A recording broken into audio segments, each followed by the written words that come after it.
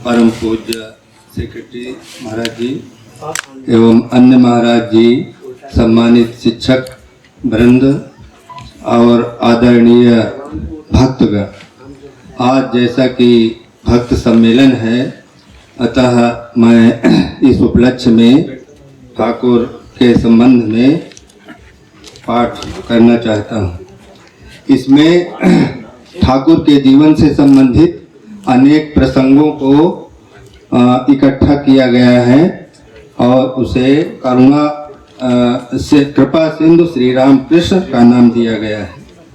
तो श्री राम कृष्ण कहा करते थे कि फूल खिलने पर भंवरे मधुपान करने अपने आप खींचे चले आते हैं, उन्हें बुलाना नहीं पड़ता।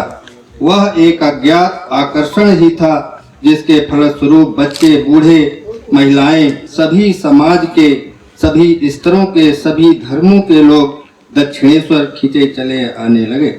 श्री राम कृष्ण करुणा के सागर थे और उनका द्वार सभी के लिए खुला हुआ था। ईश्वरोपलब्धि के मार्ग में वे सभी की सहायता करते थे। जिस महाशक्ति के निर्देश पर वे अति कठोर साधना कर भूमानंद में प्रतिष्ठित हुए थे, उसी आद्या शक्ति की इच्छा से अब वे उस आनंदामृत का अत्यंत उदारता पूर्वक योग्य पात्रों में वितरण करने लगे, जिससे जितना हुआ उतना लूट लिया। जो लोग अक्षम थे, दक्षिणेश्वर आ सकने में समर्थ नहीं थे, उन्हें भी ब्रह्म कृपावारी का आस्वादन कराने के लिए श्री रामकृष्ण लोगों के द्वार द्वार पर जाने लगे।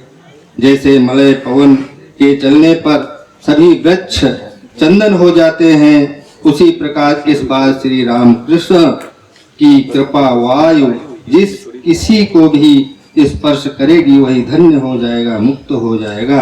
वे त्रिकालदर्शी महापुरुष थे और लोगों का अंतर देखकर उनके भाव के अनुरूप ही साधना सिखाया करते थे। गले का रोग होने के पूर्व एक दिन श्री रामकृष्ण ने भावावेश में कहा था, इस बार मैंने जगन माता से कहा है कि अब और बकझक मैं नहीं कर सकता, अर्थात अनवरत उपदेश नहीं दे सकता। अरे माँ, ऐसा कर, एक बार छू देने से ही लोग चैतन्य हो जाए। उनके भीतर ऐसी आध्यात्मिक शक्ति का विकास हुआ था कि वे उपयुक्त अधिकारियों को स्पर्श मात्र से ही ईश्वर दर्शन या समाधि लाभ करा दे सकते थे। जीवों का दुख वे अपने अंतर में अनुभव करते थे तथा उसे दूर करने का प्रयास करते थे। कोई भी उनके पास से निराश नहीं लौटता था। उनके पुनीत स्पर्श या कृपा दृष्टि से मनुष्य का मन बदल जाता था। जन्म जन्मांतर के अशुभ संस्कार नष्ट हो जाते थे और हृदय में दैवी भाव जाग उठता था। इसके फलस्वरूप किसी किसी को दिव्य ज्योतिर्दर्शन होता, किसी को ज्योतिर्मय स्वरूप का दर्शन मिलता, कोई गंभीर ध्यान में लीन हो जाता, कोई ईश्वर दर्शन के लिए व्याकुल हो उठता था। उनके महाशक्ति के आकर्षण से केवल कलकत्ता या निकटवर्ती गांवों से ही नहीं, वरन दूर दूर के स्थानों से भी विविध भाषा भाषी विभिन्न धर्म के लोग, भक्तों के दल दक्षिणेश्वर में आकर जुटने लगे थे। नास्तिक को वे आस्तिक बना देते थे, धर्म पिपासु को धर्म देते थे, जिज्ञासु को ज्ञान देते थे और दुखियों पीड़ितों के शुष्क प्राण को प्रेम की बाढ़ से भर देते थे। उनके पास सभी लोग केवल मुक्ति की ही चाह से आते हों, ऐसी बात नहीं थी। धर्म, अर्थ, काम, मोक्ष, इन चारों वर्गों को चाहने वाले लोग भी बहुत आया करते थे। वे हर एक को उसका अभीष्ट देकर उसे संतृप्त कर देते थे। कोई भी उनके द्वार से निराश नहीं लौटता था।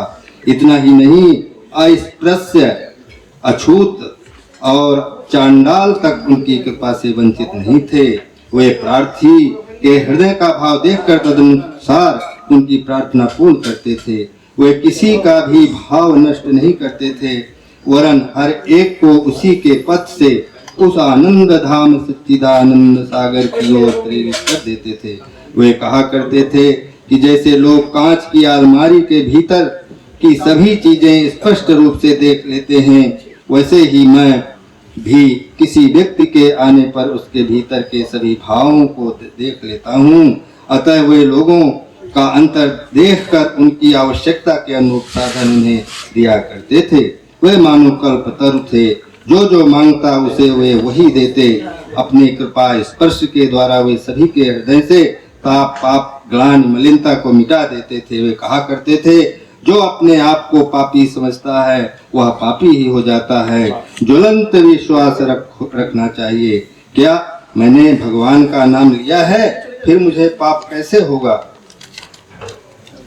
उनकी सत्य वाणी जादू के समान असर करती थी। भगवान श्री रामकृष्ण तथा उनके पार्षदों ने साधारण जीवों के समान भाग्यवश जन्म नहीं लिया था।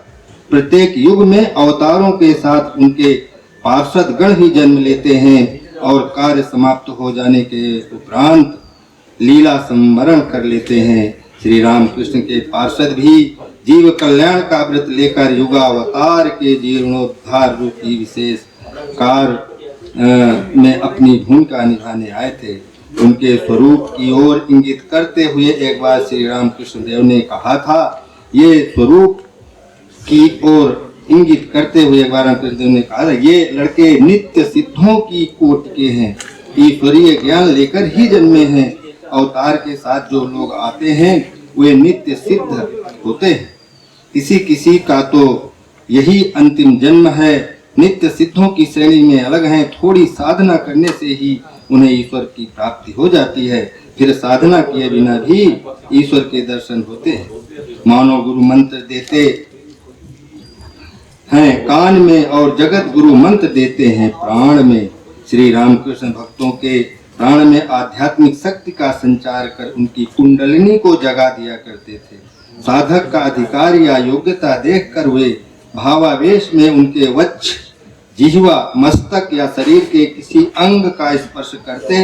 इसके फलस्वरूप उनका मन संयत अंतर्मुख हो जाता था और उनके हृदय में सुप्त ईश्वरीय भाव जागृत हो उठता था। श्री रामकृष्ण देव ने एक बार भावावस्था में कहा था कि जिस किसी ने हृदय से जप ध्यान किया है, भगवान को हृदय से पुकारा है, उसे यहाँ मेरे पास आना ही होगा। किसी दूसरे समय उन्होंने समाधि से उतरकर कहा था, जो मेरा नाम जपेगा उसको मैं अंतिम समय हाथ पकड़कर मुक्ति धाम ले जाऊंगा। राम, कृष्ण, बुद्ध, ईसा और चैतन्य आदि देव मानवों के चरित्र का अध्ययन करने पर पता चलता है कि वे अपनी इच्छा या स्पर्श मात्र से बहुत से लोगों के भीतर आध्यात्मिक चेतना जगा दिया करते थे। कहीं अंधे को आंखें दे दी गई तो कहीं रुग्ण को निरोग कर दिया गया था, कहीं निर्धन को धन दिया गया तो कहीं पापियों का उद्धार हुआ। परंतु वर्तमान युग में हमारे श्री रामकृष्ण और द्वारा आध्यात्मिक शक्ति संचार का जो लेखा मिलता है वह अभूतपूर्व है। सैकड़ों दीन दुखी पापी तापी व्यक्तियों का भार लेकर उन्हें अमृत धाम पहुंचाया।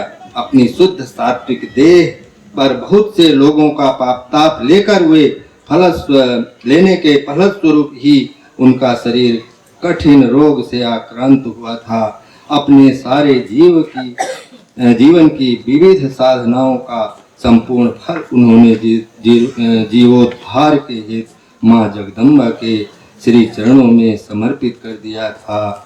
अंत में मैं इस श्लोक के साथ अपनी बात समाप्त करूंगा।